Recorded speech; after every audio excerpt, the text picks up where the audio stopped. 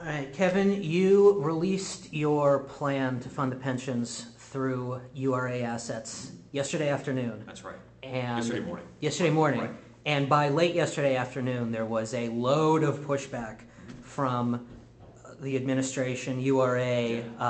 Rob Stefani, I think, called it, depending on which paper you read, grossly misinformed, poppycock, total crap, all of these things. Yeah, that's right. And which I expected. I mean, I have a very different view on what the URA's role is in this city. Well, quickly, the gist of his argument was that a lot of that money that appears as though it's liquid assets on paper already is actually spoken for either through projects that have been prearranged with City Council, or I think in more cases it's been given by the federal government or another government for the purposes that it's already going towards, so that it's not actually... I guess I disagree. I mean, I've looked at the financial statements. This is what I do for a living as a business lawyer. Was shocked by the amount of cash and investments that's on the balance of this authority. You know, over half of their assets are liquid assets in cash, about $225 million. I'd like to know what they're doing with it. I'd rather put that cash to productive use. We can have a disagreement on what they've already committed to and what not. I'm just saying that, and I'm sure Mr. Stefani has a plan for every cent of those dollars. I'll just say I have a different plan. And you know, when you go through the line items, it's not all restricted. There are some elements that are, but again, this is the 800-pound gorilla in this city, this URA. And when you talk to private developers who are competing against the URA, so let's think about this. You have a private developer that's wanting to develop some buildings in the city. The URA is actually competition for them because it's all subsidized. They're able to charge different rates because they're subsidized by the taxpayers. You know, that is an ultimate goal, and we'll be talking more about that, about how we specifically reshape and restructure the URA. But it's very clear to me that the URA has a lot of cash on its balance sheet. Mm-hmm. I want to leverage and unleash as much as we legally can and devote that to the pension fund. Well, and based on what I've seen in their financial statements, there's a lot there for us to use. Well, what would you say about the URA's? I would assume would be the URA's counter argument, even if it could be done to liquidate the URA. Mm-hmm. They would say, well, we're leveraging that money in order to bring businesses into the city. Restaurants, retail, hotels, amphitheaters. Where? The North Shore development. What about Beachview? And what about Brookline? What about Banksville? What about Overbrook? Mm-hmm. What about Lincoln Leamington and Larimer? And if I remember correctly, they would say that the tax revenue generated from those kind of, for lack of a better term, big box businesses and the jobs created is going to suffuse your beach views and your Carricks with funds to help those smaller business districts. I mean, that's poppycock. Okay. All right, I had to look up what that even meant, but to be truthful, sure. The truth is, and you and I both know it, that this administration is very pro-development, led by a few group of big developers in this city who make a lot of campaign contributions. We know who they are, and I think we need to shed some sunshine into how this URA operates. I don't see the development in the neighborhoods that I think we deserve. And again, Mr. Stefani and I are, although I respect his work and I've met him before, I think we have a fundamental disagreement on, in the mayor himself through his actions in Yaron Zober, who is I think the chairman of the board over there of the URA. I'm very neighborhood based, and you don't need a behemoth URA that favors big corporate development projects. You need, an organization that promotes, developers coming into neighborhoods. I mean, look at the coffee shops that sort of, spark up in these areas, and the walkable businesses, the small businesses. I mean, that's the future of our neighborhoods. That's what people want. That's what I hear at the doors.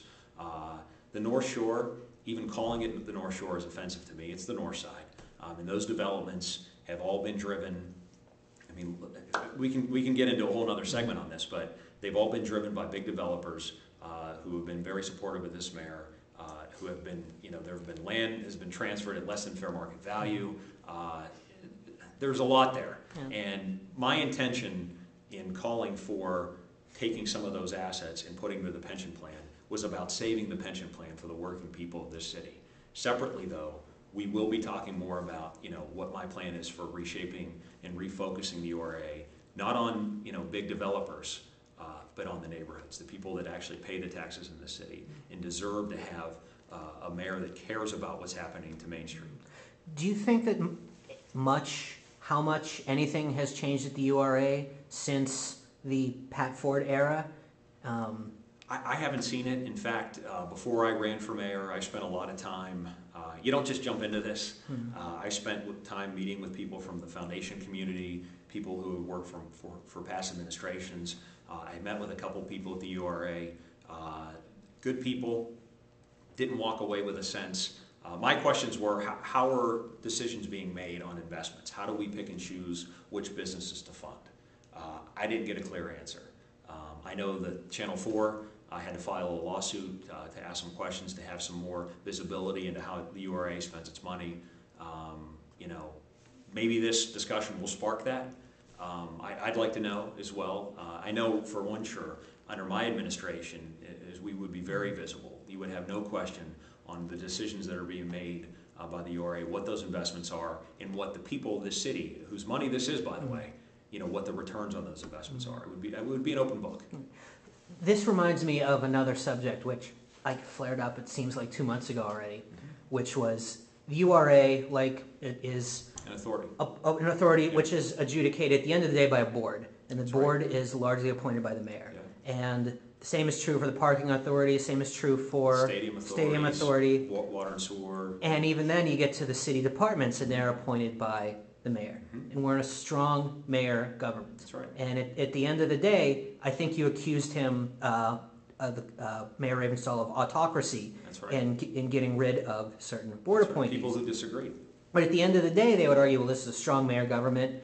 The whole idea is everyone should be on the same page and should be in agreement with the mayor, and if you don't, do it. And from what I hear from sources who are closer to the administration is the argument that anyone who's running for mayor and criticizes this kind of thing, they just wish they were in charge themselves. No, just wait until one of them, maybe waits their turn, or if one of them wins, and they'll take over and do the same things themselves. People have said, I disagree. I mean, that's not, I've been on record in saying that I would restructure the way that appointments are made to boards and authorities. If you look at Debbie Listician, for example, who stood up on the stadium authority and did her job, did her fiduciary duty to the authority, and called into question when the mayor was authorizing a land transfer of a 10% of what the market value was to a developer over there on the north side.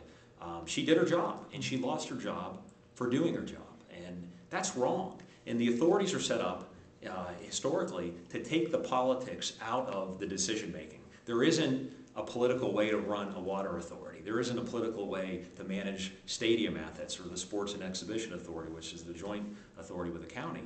Well, if that's why we set them up, then why are political decisions being made when people who stand up and disagree with the mayor?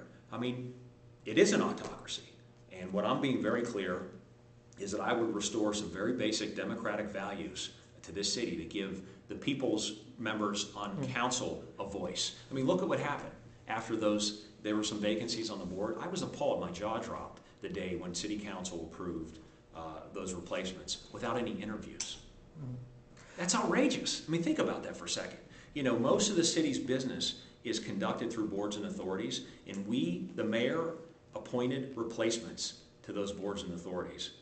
And city council didn't even have an opportunity to interview them? Well, they did have an opportunity to interview them. They just decided to pass on it. Well, would you like to pass judgment on why do you suppose that was? Or? Well, all I can say is that if I were mayor, I've already been clear. I would give council legal authority to recommend members and to have an up or down vote on my appointments. If I can't convince council that my appointments are good for the boards and authorities, I would have handled myself very differently than Mr. Ravenstahl did. It was outrageous.